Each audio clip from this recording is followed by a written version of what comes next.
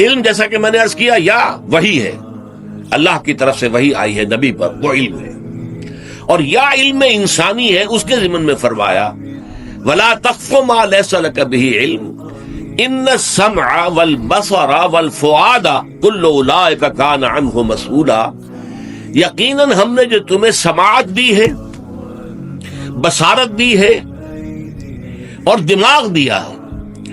فؤاد کا ترجمہ عام طور پر کیا جاتا ہے دل، یہ عربی کے استعمالات میں سے ہے، لیکن اگر اس کا آپ مادہ دیکھیں، فائدہ، فعید، فائدہ آپ نے دیکھا ہوگا پرانے زمانے کی کتابوں میں لکھا ہوتا ہے، اس کے بعد فے کا نشان ڈال دیتے ہیں اور کچھ آگے لکھا ہوتا ہے فائدہ، اس بات سے یہ نتیجہ نکلتا ہے، اس کا یہ فائدہ ہے، اس سے یہ لفظ بنا ہے۔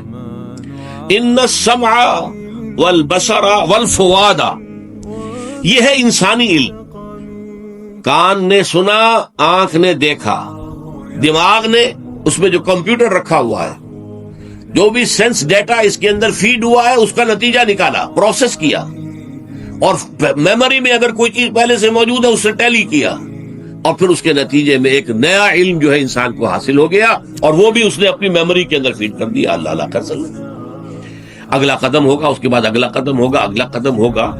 یہ جو ہم نے تمہیں یہ اعلی علم جو ہے، حصول علم کے جو آلات ہم نے عطا کیے، ان کو جو ہے استعمال کرو۔ در حقیقت یہی ہے وہ جذبہ جو قرآن نے پیدا کیا کہ توہمات کو چھوڑ کر علم کی پیروی کرو۔ علم یا وحی کا علم، اور یا پھر علم سائنس کا علم۔ سائنس کا علم وہ ہے جو ہمیں حواس کے ذریعے سے حاصل ہوتا ہے، اور ہمارے سینس ڈیٹا کو ہمارا دماغ کا کمپیوٹر پروسیس کرتا ہے، نتیجہ نکالتا ہے، پھر اس نتیجے کو ویریفائی بھی کر لیا جاتا ہے۔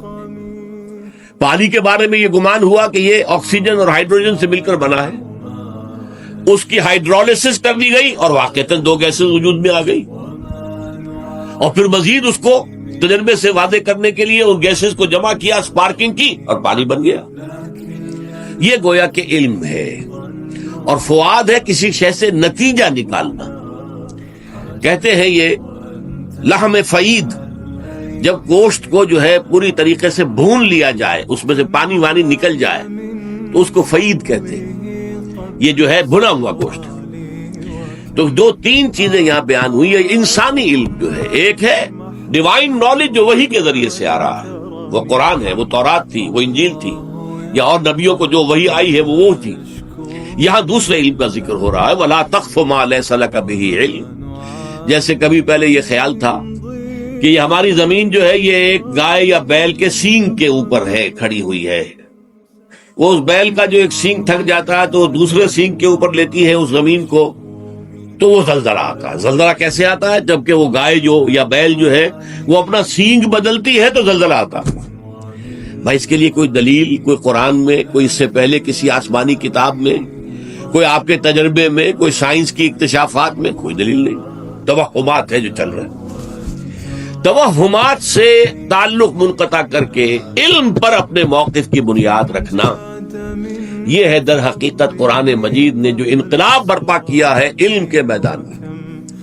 یہی وہ شے ہے جسے علامہ اقبال کہتے ہیں یہ چیز مسلمانوں نے یورپ میں انجیکٹ کی، ہسپانیہ کی یونیورسٹیوں سے، کارڈووا کی یونیورسٹی، ٹولیڈو کی یونیورسٹی، گریناڈا کی یونیورسٹی، غرناطہ اور قرطبہ اور طلیطلہ کی یونیورسٹیوں سے فرانس اور جرمنی اور اٹلی کے نوجوانوں نے آ کر یہ علم سیکھا، اور پھر اس کے ذریعے سے یورپ کے اندر رینائسنس، احیاء علوم کی تحریک چلی، اصلاح مذہب کی تحریک چلی، پھر انہوں نے سائنس ایجاد کی، سائنس میں کتنی ترقی ہوئی، آج کہاں پہنچ گئی ہے۔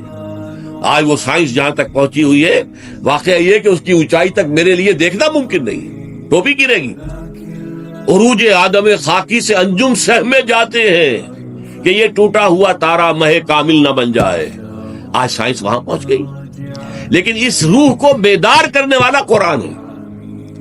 اسی لیے کہا جاتا ہے منطق دو طرح کی ہے، ایک منطق استخراجی، ڈیڈکٹیو لاجک، اور ایک ہے مشاہدے کی بنیاد کے اوپر منطق استقرائی، انڈکٹیو لاجک۔ انڈکٹیو لاجک سے انسان کو انٹروڈیوس کرانے والا قرآن ہے، اور اسی انڈکشن یا انڈکٹیو لاجک کے نتیجے میں سائنس پروان چڑھی ہے، اور اس سائنس نے پھر جو بھی ترقی حاصل کی ہے، میں نے ابھی عرض کیا، کہ انسان جو ہے وہ ستاروں سے باتیں کر رہا ہے اور انسان چاند کے اوپر قدم رکھ کر اور چہل قدمی کر کے آ چکا ہے.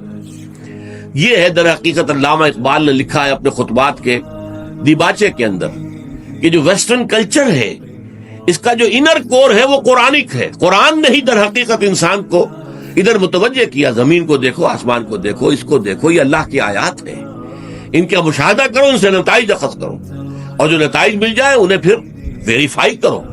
پھر ویریفائی کر کے بات ثابت ہو جائے پھر انہیں ایکسپلائٹ کرو، انہیں یوز کرو، مشینیں بناؤ جس سے کہ ان انرجیز کو تم استعمال کر سکو.